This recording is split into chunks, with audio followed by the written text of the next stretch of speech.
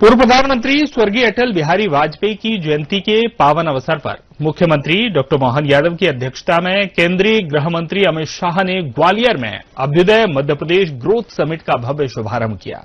इस मौके पर ग्वालियर मेले का भी उद्घाटन किया और अटल संग्रहालय में किए गए नवीनीकरण कार्य को लोगों को समर्पित किया। इस अवसर पर केंद्रीय संचार मंत्री ज्योतिरादित्य सिंधिया, विधानसभा अध्यक्ष नरेंद्र सिंह तोमर और बीजेपी प्रदेश अध्यक्ष हेमंत खंडेलवाल सहित कई नेता उपस्थित थे। इसके बाद केंद्रीय मंत्री अमित शाह और सीएम डॉक्टर मोहन यादव रीवा के बसामन मामा गौवंश वन विहार पहुंचे, जहां प्राकृतिक खेती प्रकल्प का शुभारंभ और कृषक सम्मेलन में शामिल हुए। इस दौरान प्रगतिशील और प्राकृतिक खेती करने वाले कृषकों को सम्मानित किया गया।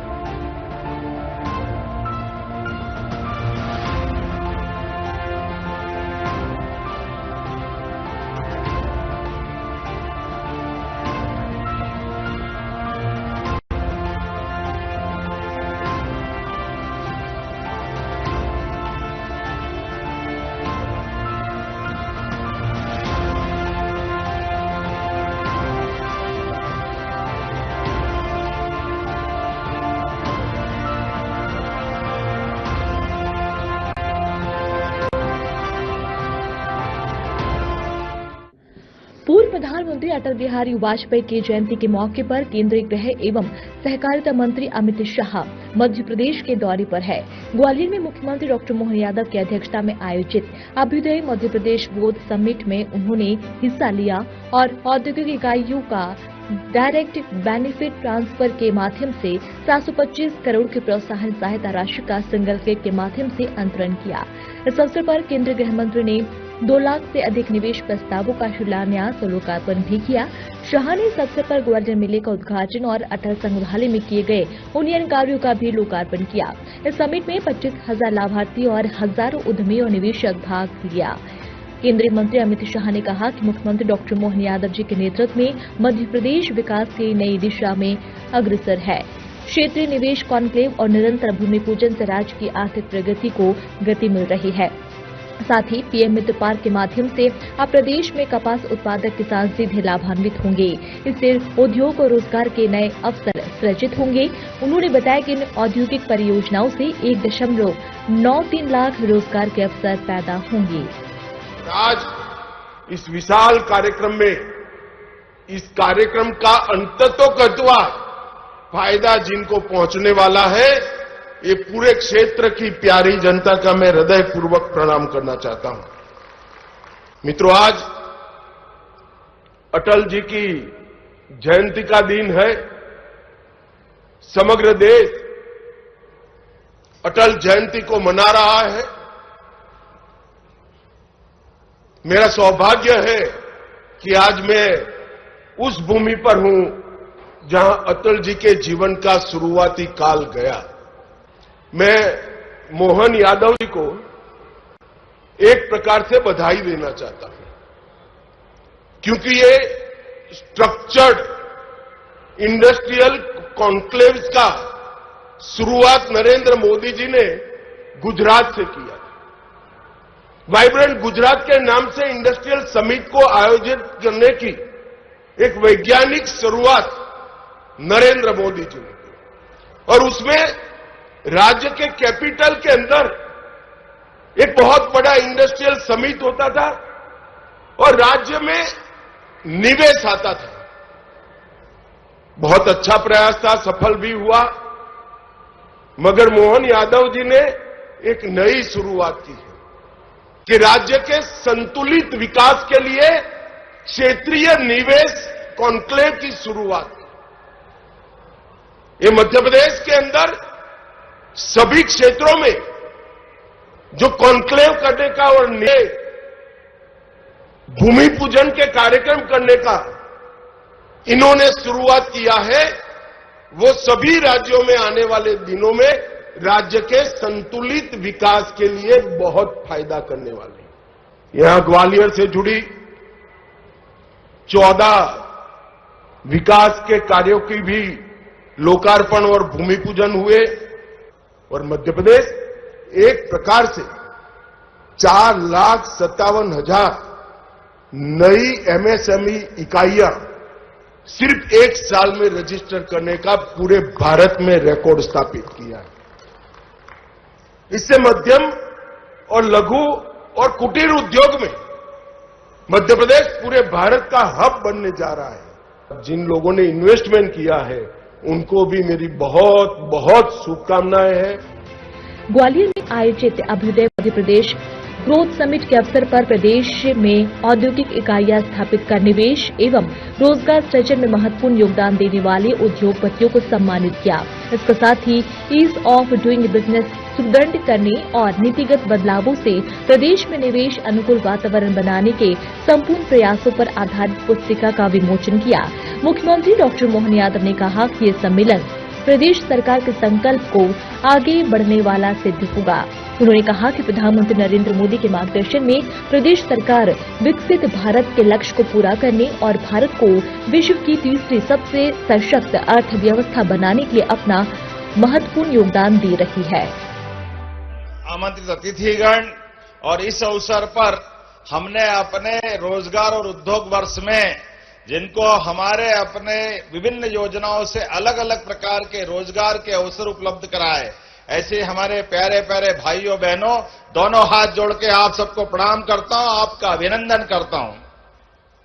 आज के इस अवसर पर हमारे लिए सौभाग्य की बात है, स्वर्गीय राजमाता सिंधिया जी की ये नगरी, भारत रत्न अटल बिहारी वाजपेयी जी की जन्मस्थली और उनका जन्म शताब्दी वर्ष, सच में अटल जी के बारे में उनके खास करके राष्ट्रनीति के शिखर पुरुष, राजनीति के अजात शत्रु, भारत रत्न स्वर्गीय अटल बिहारी वाजपेयी जी की 101वीं जयंती पर मैं कोटि से नमन करता हूं, श्रद्धापूर्वक स्मरण करता हूं। जब मैं उद्योग रोजगार वर्ष की बात कर रहा हूं तो आज इस अवसर पर लगभग 2 लाख करोड़ के निवेश का जो सौगात आपने प्रदेश को दी है वो अद्भुत दी है। मैं मध्य प्रदेश की धरती पर यशस्वी गृह मंत्री जी का पुनः वंदन करता हूं, अभिनंदन करता हूं और उम्मीद करता हूं आपका आशीर्वाद हमको इसी प्रकार लगातार मिलता जाएगा। अटल जी की जन्म जयंती को इससे अच्छा सार्थक करने का कोई मौका क्या हो सकता है, जब हम ग्वालियर की धरती पर लाखों करोड़ों लोगों को रोजगार उपलब्ध करा रहे हैं और साथ ही साथ प्राकृतिक खेती का एक रीवा में एक और आयोजन कर रहे हैं। ये जो बड़ी बड़ी सौगातें मिल रही है, एक बार फिर मैं आपके माध्यम से प्रदेश की जनता को बधाई देना चाहता हूं। मेरी ग्वालियर की सबसे शानदार और जानदार जनता जो आज इस दिवस पर यहां एकत्रित हुई है,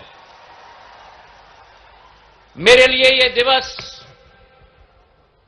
एक औपचारिकता का दिवस नहीं, लेकिन गहरे भाव का एक उत्तरदायित्व का दिवस है। और उसके पीछे 2 कारण हैं। सबसे प्रथम कारण, ग्वालियर के सपूत, राष्ट्र के नवरत्न, भारत रत्न, हमारे अपने अटल बिहारी वाजपेयी जी का जन्म शताब्दी का दिवस है आज मेरे भाइयों और बहनों। इस तरह से मध्य प्रदेश की सबसे बड़ी विशेषता है उसका भौगोलिक लोकेशन। आधे भारत को सप्लाई बहुत कम ट्रांसपोर्टेशन की कॉस्ट के साथ किया जा सकता है, मगर उसका 100% दोहन तभी हो सकता है कि मध्य प्रदेश में सिमेट्रिकली इंडस्ट्री लगे। जो दक्षिण से जुड़े राज्य है, जिले हैं, वहां भी इंडस्ट्री लगे। दिल्ली से जुड़े जिले हैं, नजदीक है, जैसे हमारा ग्वालियर है, वहां पर भी इंडस्ट्री लगे। पश्चिम से जुड़े क्षेत्र है, धार झाबुआ, वहां पर भी इंडस्ट्री लगे। तभी जाकर ये भौगोलिक लोकेशन का बड़ा फायदा मध्य प्रदेश को मिलता है। मोहन जी ने सोच समझकर ही किया होगा, मगर मैं इनको बहुत बधाई देना चाहता हूं कि आपकी क्षेत्रीय इन्वेस्टमेंट समिति ने मध्य प्रदेश के चहुमुखी विकास का बहुत बड़ा नींव डालने का काम किया है। यहां ग्वालियर से जुड़ी 14 विकास के कार्यों की भी लोकार्पण और भूमि पूजन हुए और मध्य प्रदेश को विकास का रास्ता दिखाने का काम एक प्रकार से भारतीय जनता पार्टी ने किया। केंद्रीय गृह मंत्री अमित शाह और सीएम डॉक्टर मोहन यादव ग्वालियर के बाद रीवा पहुंचे, जहां सेमरिया के बसामन मामा पहुंचकर प्राकृतिक खेती प्रकल्प का शुभारंभ और कृषक सम्मेलन में भाग लिया। इस दौरान प्रगतिशील और प्राकृतिक खेती करने वाले किसानों को सम्मानित किया गया। प्राकृतिक खेती प्रकल्प में परंपरागत बीजों का संचय, गौमूत्र और गोबर से निर्मित खाद और कीटनाशक, अंतर्वर्ती फसल, औषधि पौधों की खेती और फली उद्यान विकास शामिल है। केंद्रीय मंत्री अमित शाह और मुख्यमंत्री डॉक्टर मोहन यादव गौ अभयारण्य के समीप आयोजित किसान सम्मेलन में शामिल हुए। आपको बता दें कि रीवा का बसामन मामा गौवंश वन विहार अपने आप में एक अनोखा मॉडल है। करीब 13 से ज्यादा हेक्टेयर में फैला यह अभयारण्य आत्मनिर्भरता की मिसाल है। यहाँ न केवल हजारों निराश्रित गायों को आश्रय मिलता है, बल्कि उनके गोबर और गौमूत्र से वर्मी कंपोस्ट, बोनाइल और हैंड वॉश, इसके अलावा टॉयलेट क्लीनर जैसे उत्पाद बनाए जाते हैं। इससे अभयारण्य को सालाना लगभग 4 लाख रुपए की आमदनी होती है और स्थानीय ग्रामीणों और स्व सहायता समूहों को रोजगार भी मिल रहा है। मध्य प्रदेश की डॉक्टर मोहन यादव सरकार साल 2026 को कृषि वर्ष के रूप में मनाएगी। इस दौरान उप मुख्यमंत्री राजेंद्र शुक्ल और प्रभारी मंत्री प्रहलाद सिंह पटेल सहित अन्य जनप्रतिनिधि भी शामिल हुए।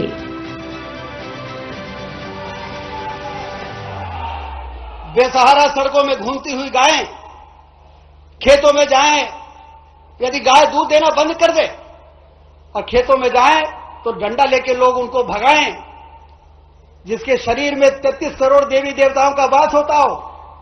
इस धरती में कोई ऐसा प्राणी नहीं है जिसके मलमूत्र को देख के लोग दूर नहीं भागते हो। अकेले गौमाता और गौवंश हैं जिनके मल और मूत्र की पूजा में जिसका उपयोग होता है।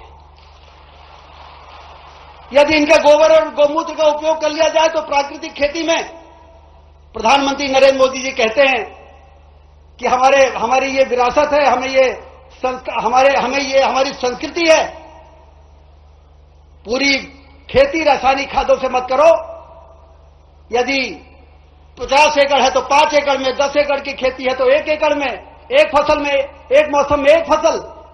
ये प्राकृतिक खेती का आह्वान जो प्रधानमंत्री नरेंद्र मोदी जी ने किया है, वो भी गौ माताओं के गोबर और गौमूत्र से ही संभव हो सकता है।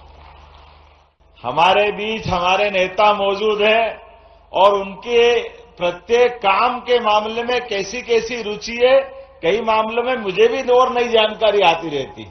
आज जब यहां गौशाला का भ्रमण कर रहे हैं और भाई साहब ने कहा कि वो स्वयं 35 साल पहले जैविक खेती का अपना प्रयोग करके सफलतापूर्वक अपना कॉन्फिडेंस भी के साथ इस बड़े प्रोजेक्ट के मन में जैसा हमारा सबका भाव है, जोरदार अभिनंदन करें। सच में आज उनका ये रूप मुझे देखकर आनंद आ गया।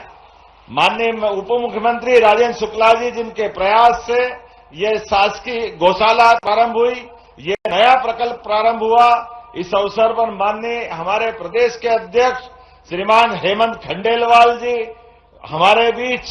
हेमंत जी भी लगातार ऐसे गौशाला और बहुत सारे काम जैविक खेती के करते हैं। उनका भी विविध रूप है, बहुरंगी, उनके व्यवस्थाओं के आधार पर स्कूल का, गौशालाओं का, दूध उत्पादन का, फूड पार्क का, एग्रीकल्चर सेक्टर में काफी रुचि रखते हैं हेमंत जी। माननीय डॉक्टर महेंद्र सिंह जी हमारे प्रभारी और सारे जनप्रतिनिधि जोरदार अभिनंदन कर दे। समय की कमी है, मैं ज्यादा न बोलते हुए माननीय गृह मंत्री जी को बुलाऊंगा, उसके पहले 2-3 मिनट में अपनी बात खत्म करूंगा। हमारा सबका माननीय प्रधानमंत्री श्रीमान नरेंद्र मोदी जी का जोरदार अभिनंदन करें, जिनके आशीर्वाद के बाद हमारे अपनी सरकार के गठन के साथ हमारे माननीय गृह मंत्री जी, माननीय प्रधानमंत्री जी लगातार नवाचार को, अच्छे कामों को प्रोत्साहन दे रहे हैं। और खासकर ये बताना चाहूंगा, हमारे प्रदेश के अंदर किसानों की आय बढ़ाने के लिए, दूध का उत्पादन बढ़ाने के लिए भी बनासकांठा से नेशनल डेयरी डेवलपमेंट बोर्ड और आप सहकारिता मंत्री भी हैं। इस नाते से किसानों की आय खेती की फसल से तो बढ़ना ही चाहिए, लेकिन दूध उत्पादन भी बढ़े और दूध उत्पादन के आधार पर घर घर व्यक्ति के जीवन में सुख समृद्धि आए।